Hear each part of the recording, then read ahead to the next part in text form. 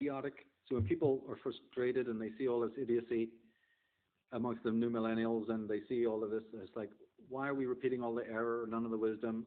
Why do these people not even know the ABCs? It's because there's been a systematic downsizing, right? You have people like John Gatto telling you about the educational system has been deliberately, downgraded so that these Shakespeares, these Hegels, these Rands aren't taught, but you're certainly going to get your Jean-Jacques Rousseau, and you're certainly going to get your Karl Marx and your Comtes and all of these utilitarians, positivists, and all of that, because this is done by slamming the door on the opposition, so to speak. It's a chicanery, and the parents are pig ignorant. They don't know anything about it, so they're sending their kids, and in the end, the kid has nowhere to go and say, are these teachers teaching me something that's true? How's the mother and father going to know? They're busy doing whatever they're doing, and usually embodying a lot of this cultural Marxism. So, and then you see what Rand is doing, what Brandon is doing, what these objectivists are doing is handing you the coordinates for a happy life. So as you rightly said, she was into Aristotle, and you can sum Aristotle's work up in one sentence if you know what you're doing, and that is, what is man's actual, I don't want to say duty because that's so loaded. What is his virtue is the Greek word, and it just meant, what is it that he does supremely well? What is he for? What's he about?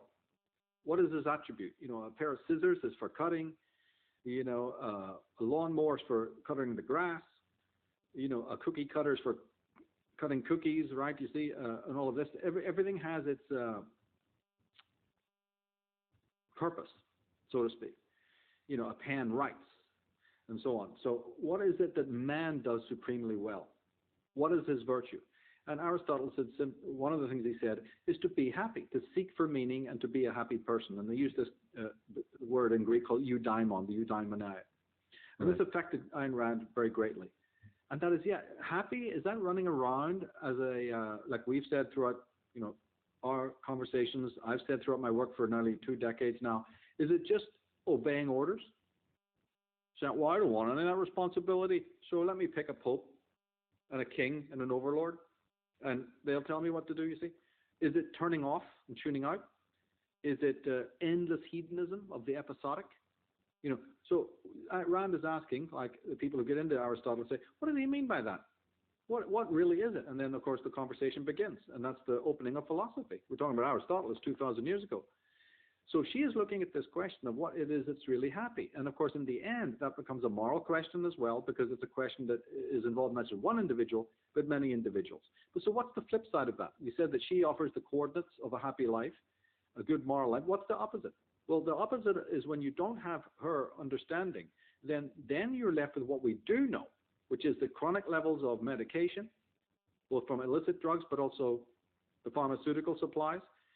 We've got the chronic levels of depression. We've got the chronic insomnia. We can analyze why you have insomnia. Well, I think we did, didn't we, last time? You don't want to turn the lights off and sleep because you know that the voice of the imperial self will start. Oh, we can't have that, right? Yeah, exactly. So you torture yourself to make yourself better. You make yourself worse. The nervousness, which includes not only paranoia, but just a constant feeling of doom, because you've been emotionally flooded and you're on emergency, you're on flight or fight.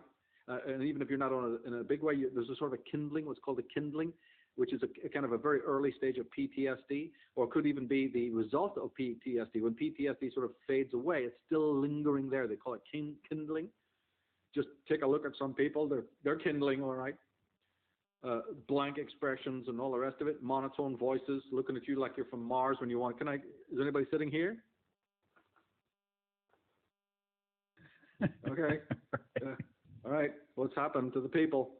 Eating disorders, the chronic aggression, and just full-blown, soccer hooliganism and all the rest of it, and the gangs jumping over your fence every 5 minutes, and then the suicide. How does somebody get to be suicidal? Do you think it's because of the girlfriend left and all that causes suicide? No, it doesn't. So almost no external thing really makes you suicidal.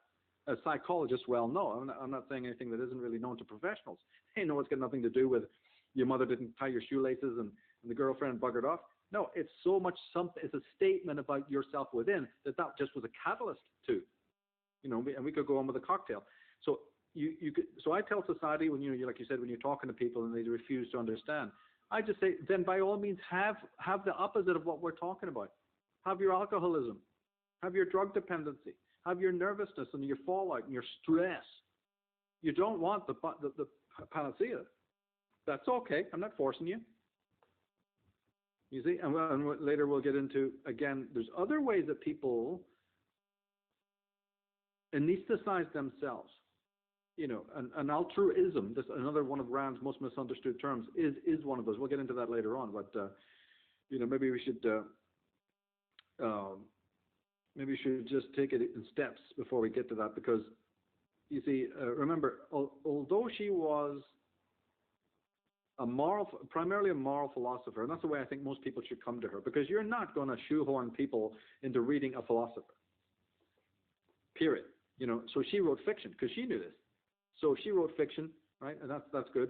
But if you present her as a moral philosopher, like Brandon, they have easy to read books about how you should exist in society, what you should demand from yourself when you relate to other people, and what you should demand from those other people when they relate to you. Then she'll be a bestseller, and people will turn to her.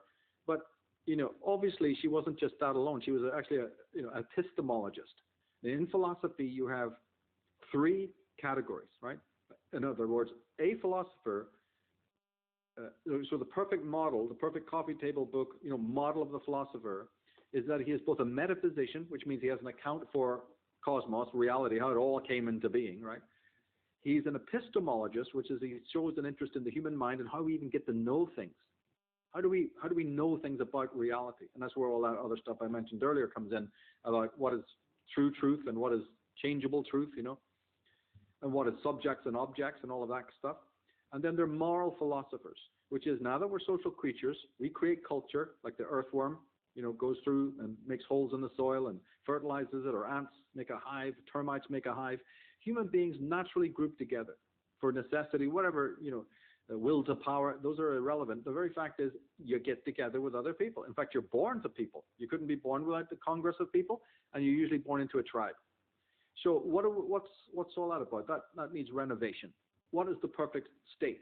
And so every philosopher wrote on that. Well, not everyone, but the vast majority, especially in antiquity and leading up to, say, the 20th century, they always had to make a comment about that. Some more than others. Some were almost strictly moral philosophers. They didn't even bother with the metaphysics or the epistemology, all right? So moral philosophy is very, very important. How a man should operate in an urban environment and so on. And then there is a fourth category, but it's much less common, and it's called aesthetics. And it's about the beauty. Right? It's about the philosophy of the concept of beauty. And my book, Disciples of the Mysterium, is on aesthetics primarily. I have my own philosophy, which borrows a great deal from Ayn Rand, but has a little bit of a synthesis of other traditions as well, like personalism and what have you, but also heavily aesthetics. Like the last chapter specifically is dealing a lot with, the philosophy of aesthetics and how that's relevant to the whole philosophical dialogue, right? But you see, then where she comes in then on the epistemology front cannot be understood without, as you said, her connection to Aristotle and her dislike of Immanuel Kant. So we can maybe talk about that as well. That can be, I think, very vital for people to understand how this right. Immanuel Kant, his ideas, why she got hot and bothered, about that. I think it's still very relevant.